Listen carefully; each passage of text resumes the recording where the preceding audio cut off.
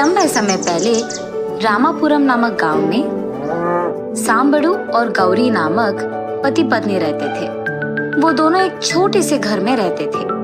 इनका एक मध्यम वर्ग परिवार था। सांबड़ू के पास 4 भैंस थी। वो हर सुबह उनसे दूध निचोड़कर उस दूध को बेचकर पैसे कमाता था। आए हुए उन्हीं पैसों से वो अपनी जिंदगी चलाता था। वो उन भैंसों को उसके घर के बाहर बांध देता था। हर सुबह और शाम वो हरी घास को लाकर उनको खिलाता था। ऐसे ही एक दिन जब वो अपने भैंसों को घास खिला रहा था, एक गाय कहीं से आकर वहां मौजूद घास को खाती है। और क्योंकि सांबड़ू को जानवरों से बहुत प्यार था, उस गाय को देख वो सोचता है कि बेचारी भूखी होगी, इसीलिए उस गाय को कुछ नहीं कहता है। वो गाय वहां की घास खाकर चले जाती है। अगले दिन सुबह वो गाय वापस आती है और घास खाकर चले जाती है। ये देख सांबड़ू की पत्नी गौरी उससे ऐसे कहती है, सुनिए, वो गाय हर रोज हमारे पास घास क्यों खा रही है?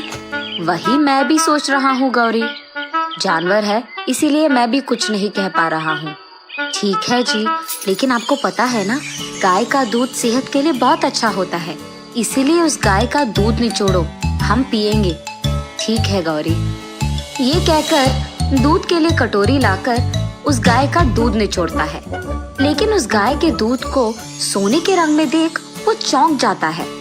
गौरी, गौरी, ये दूध देखो, सोने के रंग में है। सांबड़ू की चीखें सुन गौरी जब वहां पहुंचती है, सोने के रंग में दूध देख वो भी आश्चर्यचकित हो जाती है। ये क्या है जी? दूध सच्ची में सोने का रंग है? वही तो मुझे भी नहीं समझ में आ रहा गौरी। तब वो दोनों उस दूध को लेकर घर के अंदर रसोई घर में उसे उबालने की कोशिश करते हैं। उबालते वक्त वो दूध सांबड़ू और गौरी की आंखों के सामने ही चमकते हुए सोने की गांठ में बदल जाती है। ये देख सांबड़ू और गौरी खुशी और आश्चर्य एक ही साथ महसूस करते हैं। उसके बाद सांबड़ू उस गाय को उसके घर के बाहर बांधकर उसको खाने के लिए घास देकर सो जाता है। सुबह उस भैंस और गाय को रखे हुए जगह को साफ करने सांबड़ू जाता है। उस गाय के पास जाने पर वो देखता है कि उसके पैर के पास फिर से सोने का गांठ मौजूद है। आश्चर्य में तब वो उस गोबर को एक टोकरी में डालकर घर के अंदर जाता है।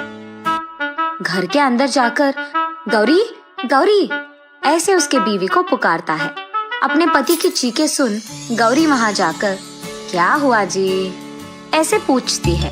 अरे ये देखो, उस गाय का गोबर भी सोना है। वो देख खुशी के मारे गौरी ऐसे कहती है, सुनिए, शायद हमें इस स्थिति में देख भगवान ने खुद इस गाय को हमारे घर भेजा है। मुझे भी ऐसे ही लगता है गौरी। मैं अब इस सोने को शहर ले जाकर इसको बेचकर पैसे वापस घर ले आता हूँ। सांबड़ू शहर जाकर उस सोने को बेचकर पैसे वापस घर ले आता है।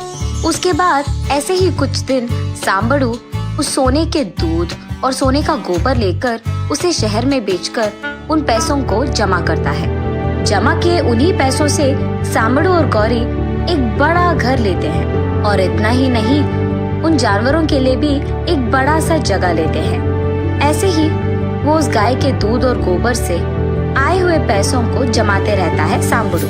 सांबड़ू को ऐसे ही एकदम अमीर बनते देख गांव में सारे लोग उसी के बारे में बात करने लगते हैं। उसी गांव में रंगड़ू नामक एक आदमी को ये बात हजम नहीं होती है कि सांबड़ू इतने जल्दी इतना अमीर बन गया। रंगड़ू को जानना था कि सांबड़ू ऐसे अचानक अमीर कैसे बन गया, इसीलिए वो एक रात सबके सोने के बाद सांबड़ू के घर चोर की तरह जाता है। सांबड़ू के घर में मौजूद सोने का गोबर देते एक गाय को देखता है। आहा, तो सांबड़ू इसके द्वारा कमा रहा है। ऐसे सोचकर वो उस गाय को हासिल करने का एक योजना बनाता है। रंगड़ू अगले दिन सुबह ही सांबड़ू के घर जाकर उससे ये कहता है, सांबड़ू, तुम्हारे घर आए हुए गाय मेरी है। वो हमारे घर से भाग गई है। मैं हर रोज उसे ढूंढ रहा हूँ। जब मैंने सबसे पूछा तो उन्होंने बताया कि तुम्हारे घर आई है, मुझे मेरा गाय वापस दे दो यार। ये सुनकर सांबड़ू, क्या ये तुम्हारी गाय है?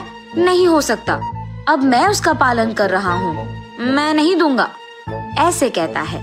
कैसे नहीं दोगे? वो मेरी गाय है, बहुत पैसों से उसे खरीदा है मैंने। अब अगर तुमने उस गाय को वापस नहीं किया तो मैं तुम्हें पंचायत लेके जाऊंगा और वहां मैं सबके सामने बोलूंगा कि तुमने मेरी गाय की चोरी की है। तब वो गाय के साथ जुर्माना भी भरने बोलेंगे। पंचायती का नाम सुनते ही सांबड़ू बेचारा डर कर, ठीक है लेके जाओ, ऐसे कहता है।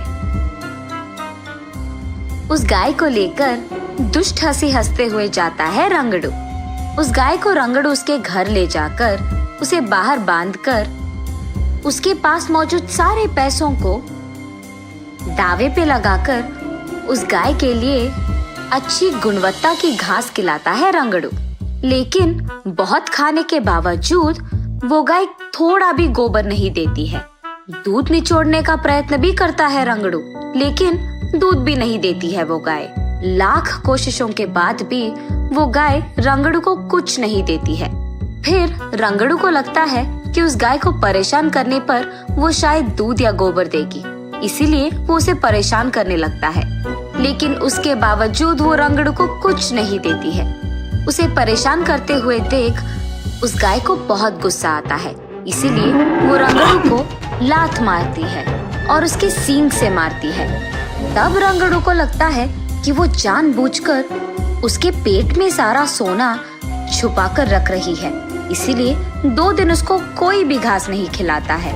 बेचारी गाय से भूख का पेट सहा नहीं गया, इसीलिए वो एक रात रस्सियों को तोड़कर वहाँ से चले जाती है। रंगड़ू के लालच के कारण ना उसे सोना मिलता है और ना ही उसके पास कोई पैसे बचे रहते हैं, इसीलिए वो रोने लगता है और इसी विषय को जाकर सांबड़ू से कहता है, मुझे माफ करो सांबा, वो मेरी गाय नहीं थी। मैंने देखा कि वो गाय तुझे सोना दे रही थी, इसीलिए लालच में आकर मैंने ऐसे किया। अब मेरी आशा ने ही मुझे निराश कर दिया है और मेरे पास कोई पैसे नहीं हैं। तुम क्या मेरी सहायता कर पाओगे? ऐसे विनती करता है। गाय के चले जाने की वार्ता सुन सांबड़ू बहुत निराश होता है। जब वो गाय भूखी थी मैंने उसे खिलाया, इसीलिए उसने मेरी मदद की है। मैंने ये सब कभी लालच में आकर नहीं किया, मैं सिर्फ अपना काम कर रहा था। ये सब तुम्हारे लालच के कारण ही हुआ है। अच्छा, उसको भूखा रखने के कारण ये तो होना ही था, अब भुगतो। ये कहकर अंदर चले जाता है सांबड़ू। सारे पैसे खोकर रंगड़ू रोते रहता है।